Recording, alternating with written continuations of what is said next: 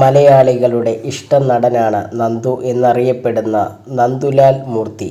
അടുത്ത കാലത്തായി നിരവധി ചിത്രങ്ങളിലൂടെ അദ്ദേഹം തന്റെ പ്രതിഭ അടയാളപ്പെടുത്തിയിരുന്നു. 1983 പുറത്തിറങ്ങിയ ഒരു മാടപ്രാവിന്റെ കഥയാണ് ആദ്യ ചിത്രമെങ്കിലും സർവകലാശാല എന്ന മോഹൻലാൽ വേണു നാഗവള്ളി ചിത്രമാണ് നന്ദുവിന് ലഭിച്ച മികച്ച കഥാപാത്രം. അവിടെ നിങ്ങോട്ട് ഏതാണ്ട് 40 വർഷങ്ങളായി സിനിമയിൽ സജീവമാണ് താരം.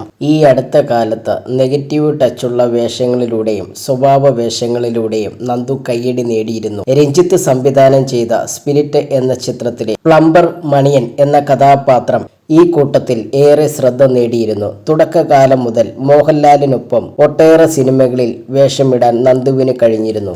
മോഹൻലാലിന്റെ പല ഹിറ്റ് ചിത്രങ്ങളിലും താരം അഭിനയിച്ചിരുന്നു. ഇപ്പോഴിതാ വർഷങ്ങൾക്ക് മുമ്പ് ഓട്ട എന്ന ചിത്രത്തിനിടെ സംഭവിച്ച ചില കാര്യങ്ങൾ പങ്കുവയ്ക്കുകയാണ് അദ്ദേഹം ഇപ്പോൾ. ചിത്രത്തിന്റെ ഷൂട്ട് കോഴിക്കോട് നടക്കുമ്പോൾ മോഹൻലാലിനെ കാണികളിൽ ഒരാൾ ഉപദ്രവിച്ചതും അയാളോട് എങ്ങനെയാണ് മോഹൻലാൽ പെരുമാറിയതെന്നും നന്ദു വെളിപ്പെടുത്തി. സബാരി ചാനലിന് നൽകിയ അഭിമുഖത്തിൽ സംസാരിക്കുകയായിരുന്നു അദ്ദേഹം.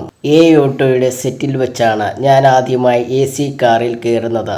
അന്ന് പ്രൊഡ്യൂസർ മണിയമ്പിള്ള രാജു ചേട്ടനായിരുന്നു. ആ സിനിമയ്ക്ക് വേണ്ടി രാജു ചേട്ടൻ പഴയൊരു അംബാസഡർ കാർ എല്ലാ പണിയും തീർത്ത് AC ആക്കി മാറ്റിയിരുന്നു. അത് ലാലേട്ടന് യാത്ര ചെയ്യാനായി തിരുവനന്തപുരത്ത് നിന്നും കോഴിക്കോട്ടേക്ക് കൊണ്ടുവരികയായിരുന്നു. ഞാനും കോന്നിയൂർ ബാസി, പിന്നെ മണിയമ്പിള്ള രാജു ചേട്ടന്റെ സഹോദരൻ, അദ്ദേഹം എന്റെ സീനിയറായി പഠിച്ചതാണ്. ഞങ്ങളും ഡ്രൈവറും യാത്ര തിരിച്ചു.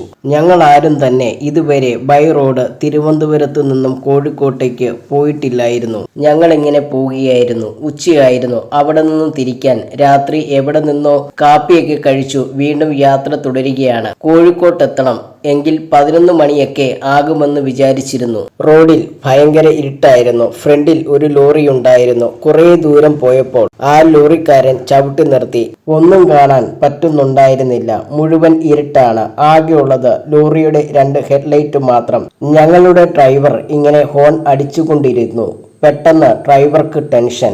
നോക്കിയപ്പോൾ ലോറിയുടെ ഡ്രൈവർ അതിൽ നിന്നും ഇറങ്ങി വരികയാണ്. ഭയങ്കര സൈസൊക്കെയുള്ള ഒരാളായിരുന്നു. ഞങ്ങളുടെ ഡ്രൈവർ നിന്ന് വിറയ്ക്കുകയാണ്. അയാൾ വന്ന് ഗ്ലാസ്സിൽ തട്ടി.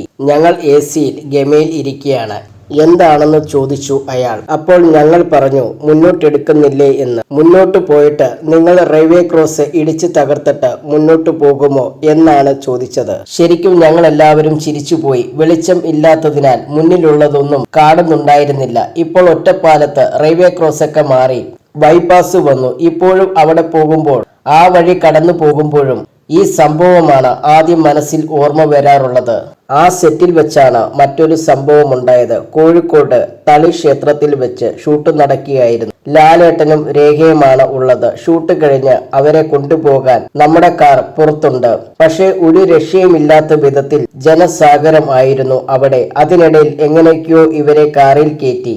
അവിടെ ഉണ്ടായിരുന്ന അല്പ പ്രശ്നക്കാർ ആയിരുന്നവരിൽ ഒരാൾ കല്ലെടുത്ത് കാറിന്റെ ചെറിയ വിന്റേജ് ഗ്ലാസ് അടിച്ചു പൊട്ടിച്ചു. ആ പുള്ളി തന്നെയാണ് അല്പം മുമ്പ് ലാലേട്ടൻ ഇറങ്ങി വരുമ്പോൾ വയറിൽ പിടിച്ചു ഷർട്ട് കീറിയത്.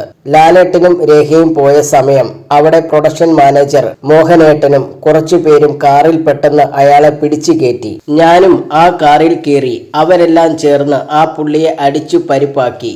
നേരെ ഹോട്ടൽ മഹാറാണിയിലേക്ക് വിട്ടു. ലാലേട്ടനെ പിച്ചിയ ആളെ കൊണ്ടുവന്നിട്ടുണ്ട് എന്ന് പറഞ്ഞ് നേരെ കൊണ്ടു ചെന്ന് മുന്നിൽ നിർത്തി. എന്താ മോനെ ഇങ്ങനെയൊക്കെയാണോ പെരുമാറുക എന്നായിരുന്നു സ്വതസിദ്ധമായ ശൈലിയിൽ ചോദ്യം. അയാൾ ഇഷ്ടം കൊണ്ടാണെന്ന് പറഞ്ഞു. പെട്ടെന്ന് അകത്തുപോയി പുതിയ ഷർട്ട് എടുത്തു അയാൾക്ക് കൊടുത്തു. അടി കിട്ടിയതിന്റെയൊക്കെ വേദനയൊക്കെ മാറി. അയാൾക്ക് സന്തോഷമായി.